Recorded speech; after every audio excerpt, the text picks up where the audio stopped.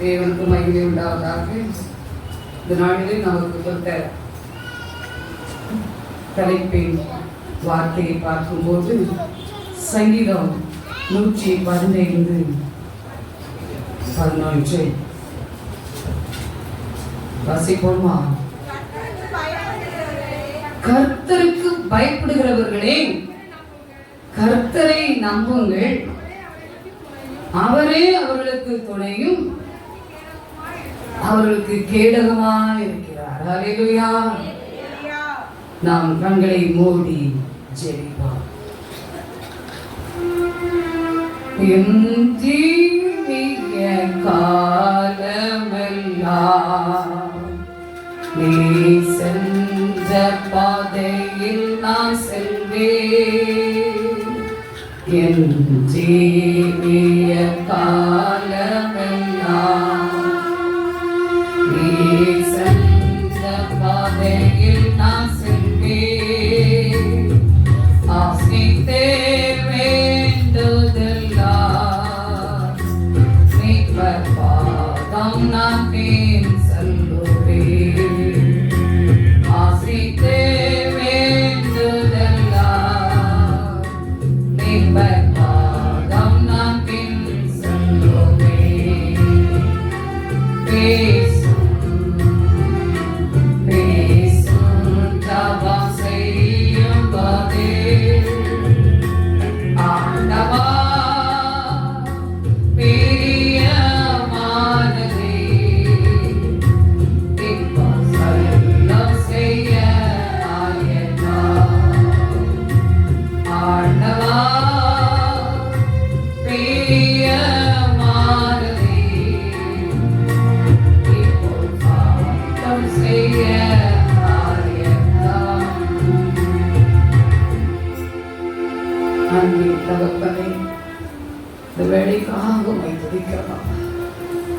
கர்த்தருக்கு பயப்படுகிறவர்களே, அவரை நம்புங்கள் என்று சொல்லியிருக்கிறோம்.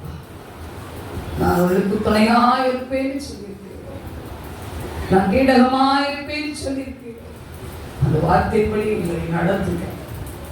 அந்த வார்த்தைப்படி எங்களோடு பேசுங்க. என்னிலே வல்லமை பலன் ஒன்றுமில்லை தகப்பனே. ரட்சகா பேசுங்கப்பா, நாங்கள் கேட்கட்டும். ஆத்துமா ரட்சிப்படையட்டும், ஆத்துமா விடுதலை வரட்டும், ஆத்துமா சாட்சி சொல்லட்டும். என் இயேசு நாமம் மகிமைப்படட்டும். மீட்பர் பாதம் கெஞ்சி கேட்கிறோம் நல்ல பிதாவே, ஆமென். கர்த்தரை நம்புங்கள் என்று சொல்லி அருமையான வாக்குகளை நமக்கு கொடுத்திருக்கிறார். கிருபையாக கர்த்தர் இந்த ஜெபமே ஜெய ஊழியத்திலே 35 ஆண்டுகளுக்கு மேலாக கடந்து வந்தாலும் கர்த்தர் இந்த நம்பிக்கை வைத்தேதான் இதுவரை நமக்கு வாழ்ந்து கொடுத்திருக்கிறார். அல்லேலூயா. நம்மோடு இருந்த மொழியை செய்து கொண்டிருந்த ஒரு பக்கம் எனக்கு கணவர், ஒரு பக்கம் நம்ம எல்லாருக்கும் ஒரு தகப்பனா இருக்கலாம், சகோதரனா இருக்கலாம். அனைத்து காரியங்களையும் ஆண்டாண்டு எடுக்கிறது அவங்க ஒரு நம்பிக்கையே எடுப்பாங்க. அல்லேலூயா. அப்படி செய்ய வேண்டுமானால் நாமும் அதற்கு காத்திருக்கணுமே. இந்த ஜெபத்தோடு காத்திருக்கும் போதுதான் கர்த்தர் இந்த வார்த்தையை அடியாளோடு மகனோடு பேசி இந்த காரியத்தை செய்யும்படி கிருபை கொடுத்தார். அல்லேலூயா. கிறிஸ்துவுக்குள் பிரியமானவர்களே, நாம் அவரை நம்ப வேண்டும். அந்த நம்பிக்கையின்படியே கர்த்தர் உங்களை என்னை அவர் ஆசீர்வதிக்க வல்லவராய் இருக்கிறார். அதே நேரத்திலே தலைப்பிலே பார்க்கும் போது தேவன் கொடுத்த ஒரு வார்த்தை பார்க்கும்போது எரேமியா 32ஆம் அதிகாரம் 27ஆம் வசனம் சொல்லுது. வாசிப்போமா? எரேமியா 32:27. இதோ நான் மாம்சமான யாவருக்கும் தேவனாகிய கர்த்தர் என்னாலே செய்யக்கூடாத அதிசயமான காரியம் ஒன்று உண்டோ என்று கேட்கிறார். அல்லேலூயா. கிறிஸ்துவுக்குள் பிரியமானவர்களே, இந்த அருமையான நாட்களிலே நாம் தேவன் நமக்கு என்ன செய்ய போறாரு? அவர் செய்ய ஒரு அதிசயமான காரியங்களை செய்ய போறாரு. அல்லேலூயா. மாம்சமான யாவர் மேலும் இந்த காலங்களிலே, இந்த நாட்களிலே, இந்த ஆண்டுகளிலே அவர் மாம்சமான யாவர் மேல் அவர் ஆவியை என்ன செய்வாரா? ஊற்றுவார். அல்லேலூயா. நாம் அவரை நம்பி இருக்க வேண்டும். நாம் அவரை நம்பி இருக்க வேண்டும். எல்லா விஷயத்திலையும் பயப்படுகிறது மாத்திரமல்ல, அவருடைய மேல் நம்பிக்கையா இருக்க வேண்டும். அது அவருடைய வாக்கு சொல்லுகிறது. இதோ நாம் மாம்சமான யாவருக்கும் தேவனாய கர்த்தர் என்னால் செய்யக்கூடாத அதிசயமான காரியம் ஒன்று உண்டோ என்று ஒரு கேள்வி கேட்கிறார். செய்வார். மாம்சமான யாவர் மேல் அவர் ஆவியை என்ன செய்வாரா? ஊற்றுவார். நாம் நினைக்கிறோம், நான் மாம்சமா இருக்கிறேனா, என்னிடத்துல என்ன இருக்கு, ஆவி இல்லை, அனலும் இல்லை, நான் என்ன செய்ய முடியும் சொல்றீங்களா? அவர் மாம்சமான யாவர் மேல் அவர் ஆவி என்ன செய்ய போறாரு? ஊற்ற போறாரு. நீங்க நம்பிக்கையோடு அவரிடத்துல வரும்போது அவர் நிச்சயமாய் ஊற்றுவார். அவருடைய ஆவியின் அபிஷேகம் நமக்கு வேண்டும். அப்பொழுதுதான் இன்னும் நாம் அவருக்குள்ளே ஓடவும் முடியும். அதே அனுபவத்திலே இந்த உலகத்திலேயும் ஓட முடியும். அல்லேலூயா. என்ன என்றால் ஆவி என்று சொன்னால் போதே ஏன் என்று நீங்கள் கேட்கலாம். ஆவி உங்களுக்குள் எனக்குள் இருக்குமானால் நமக்கு வருகிற பாடுகள் சஞ்சலங்கள் மத்தியிலே அவருடைய சமூகத்திலே நம்பிக்கையோடு போய் ஆவியை நிரம்பி ஜெபித்து விட்டால் நமக்கு என்ன கிடைக்கும்? ஒரு சமாதானம் கிடைக்கும். ஒரு சமாதானம் கிடைக்கும். அவர் சொன்னாரே, சமாதானம் வைத்து போனேன். அல்லேலூயா. அந்த சமாதானம் உங்களுக்கு எனக்கு கிடைக்கும். அதுதான் அவர் சொல்லுகிறார். அதே இடத்துல பார்க்கும் போதே அவர் மாம்சமான யாவர் மேல் ஆவியை ஊற்றுகிறார். ஆவியின் வரங்களை கேட்போம், நம்பிக்கையோடு கேட்போம். கர்த்தர் நிச்சயமாய் தருவார். அல்லேலூயா. அல்லேலூயா. அடுத்தபடியான வார்த்தை பார்க்கும்போது வசந்த வார்த்தையை விட்டு டைம் ஓடிட்டே இருக்குது. அல்லேலூயா. அப்படி பார்க்கும்போது எரேமியா 32 வாசிப்போமா? பின்பாகத்தில் பார்க்கும்போது ஒரு வசனம் சொல்லப்படுகிறது. அந்த வசனத்தை பார்ப்போம்.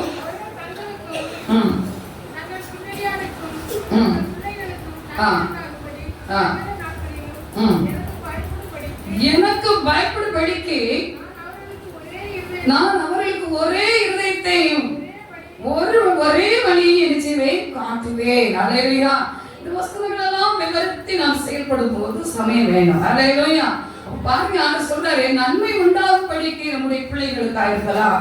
அந்த சகல நாட்களிலும் எனக்கு பயப்படும்படிக்கு நான் அவர்களுக்கு ஒரே இருதயத்தையும் ஒரே வழியை நினைச்சுவேன் காட்டுவேன். அந்த வழியை காட்டுகிற கர்த்தரை நான் நம்ப வேண்டும். ஒரு பயப்படுகிற நாம் அனுபவம் வேண்டும். ஆபிரகாம் நினைத்து பாருங்க, அவன் தேவனுடைய சட்ட காரியங்களை கீழ்ப்படிதல் காரியங்களெல்லாம் நினைத்து நமக்கு தெரியும்.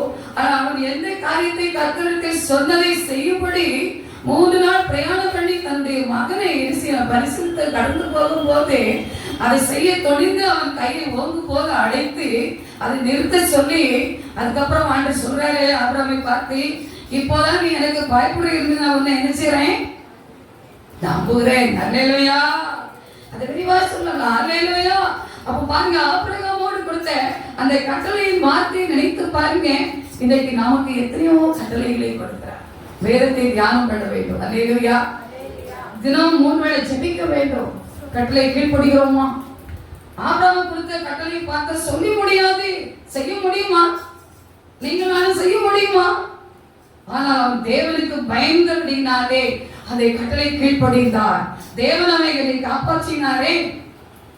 மரணத்துக்கு ஒப்பு கொடுத்தாரா? இல்லை. அதே ஒரு செகண்ட்ல ஆபிரகாமே அழைத்து பிள்ளையாண்டமே ஒரு கையை என்ன செய்யாத ஒரே வார்த்தை அப்படியே கர்த்தர் நிறைவேற்றி என்ன செய்தார்? சொல்றார், இப்போதான் எனக்கு நீ பயப்படுன்னு சொன்னார். அல்லேலூயா. அதே மாதிரி உங்களுடைய என்னுடைய பயம் எப்படி இருக்கிறது? சற்று நான் நிறுத்தித்து பார்த்தேன்.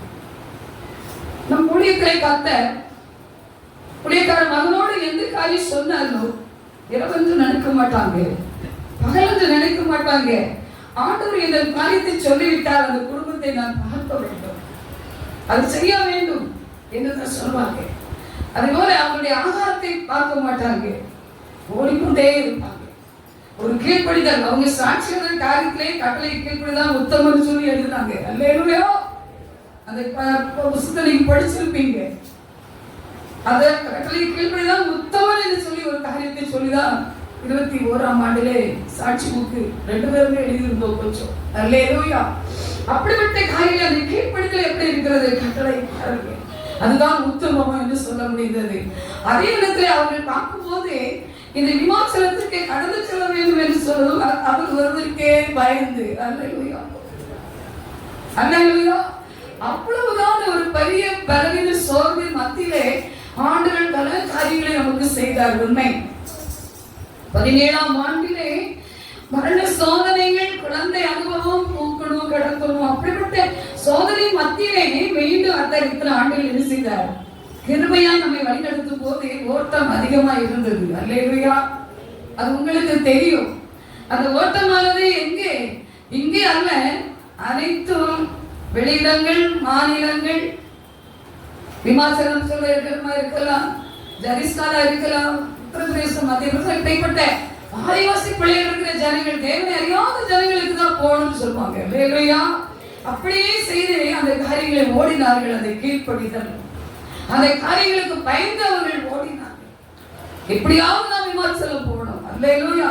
அவங்களுடைய குறிக்கோள் 2 ஆண்டு ஆயிடுச்சு, 3ஆவது ஆண்டு கடந்து விட்டதே என்றுதான் பிரதத்தை எப்பவும் சொல்லுவாங்க. நீங்க டைம் போடுங்க, நாம் போகணும். அல்லேலூயா.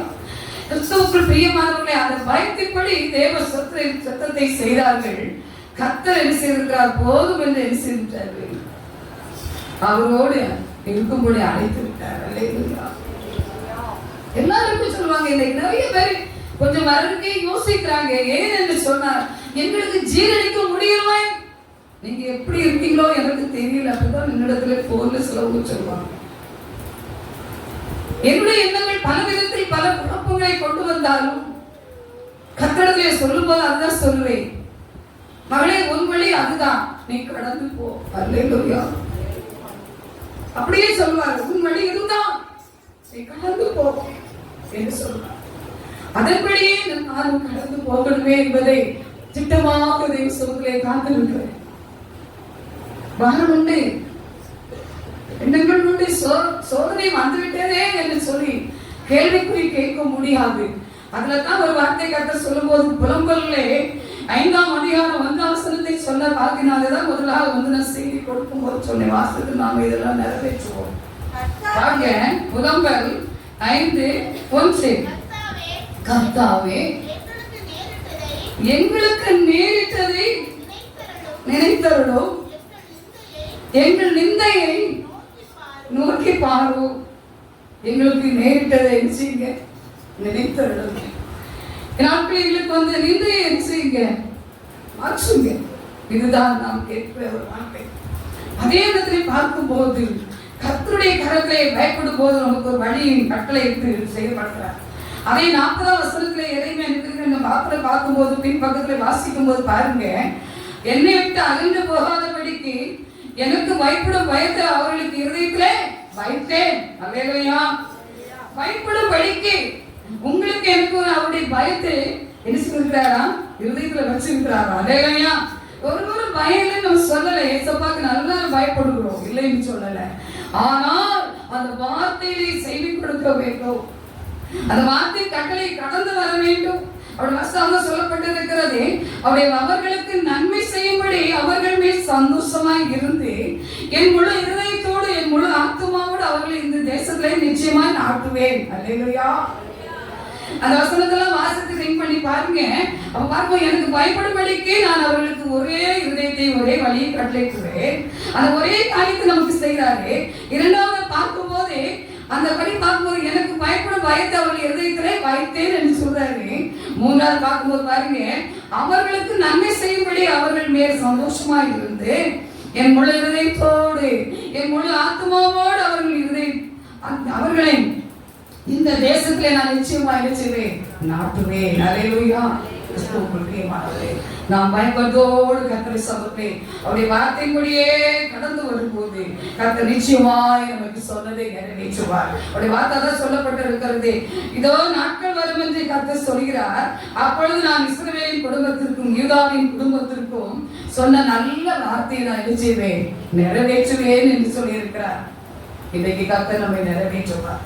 அவருடைய நல் வார்த்தை நமக்கு தருவார், நம்மை தாண்டில நிச்சயமாய் நடத்துவார். பயப்படுகிற அனுபவம் எப்போது இருக்கட்டும். பயப்படுறதோடு பயப்பட நம்பிக்கையோடு இருக்கும் போதே கர்த்தர் நிச்சயமாய் நம்மை வழிநடத்தி ஆசீர்வதிப்பார். அதே நேரத்திலே பார்க்கும் போது அவருடைய வார்த்தையானது ஒன்றின் பின் ஒன்றாய் வாசிக்கும் போதே அவர் ஒருபோதும் தவறு செய்கிறது அல்ல. ஹல்லேலூயா. அவர் அதுதான் சொன்னார், நான் தவறு செய்ய மாட்டேன். அதான் இதோ நான் மாம்சமான யாவருக்கும் தேவனாகிய கர்த்தர். ஹல்லேலூயா. ஹல்லேலூயா. நாம் யாவருக்கும் அவர் தேவனாகிய கர்த்தராய் இருக்கிறார். அவரே என்ன வரும்போது செய்யக்கூடாத ஒரு அதிசயமான காரியம் ஒன்று உண்டோ? அவரால் எல்லாவற்றையும் செய்ய முடியும். நாம் கர்த்தருக்கு பயப்படுதலே தெரிந்து கொள்வோம், நம்பிக்கையோடு காத்திருப்போம். கர்த்தர் நிச்சயமா நம்மை ஆசீர்வதித்து வழி நடத்துவார். அவருடைய வாக்குகளை இன்னும் அன்பாய் பெற்றுக்கொள்கிற நாம் அதை தினமும் தியானம் பண்ண வேண்டும். தினம் அதை மனப்பாடம் பண்ணி நம்ம ஜெபிக்கும் போது நம்மை நிச்சயமாய் வழி நடத்துவார். கடந்த நாட்களை கொடுத்த வார்த்தை அப்படித்தான். அப்பொழுது நான் சொன்ன வார்த்தை, நீ சொல்லு, நான் செய்வேன். என் கண்களில் உனக்கு கிருபை கிடைத்தது. நான் உன்னை பேச சொல்லி அழைத்தேன் என்று அறிந்திருக்கிறேன் என்று வாக்கு கொடுத்தார். மோசையோடு சொன்னதுதான் கடந்த ஆண்டு. நீ சொல்லு, என் கண்ணில் அவனுக்கு என்ன செய்திருக்கு, கிருபை கிடைத்தது என்று சொல்லி வாக்கு கொடுத்தார். அதை வைத்துதான் நானும் கூட தெய்வ சமுத்திரை கடந்த ஆண்டு முழுவதும் ஊழியப்படி செய்தேன். கிறிஸ்துவுக்குள் பிரியமானவர்களே, இந்த நாட்களே கர்த்தருக்கு பயப்படுவர்களே அவரை என்ன செய்யுங்க, நம்புங்க.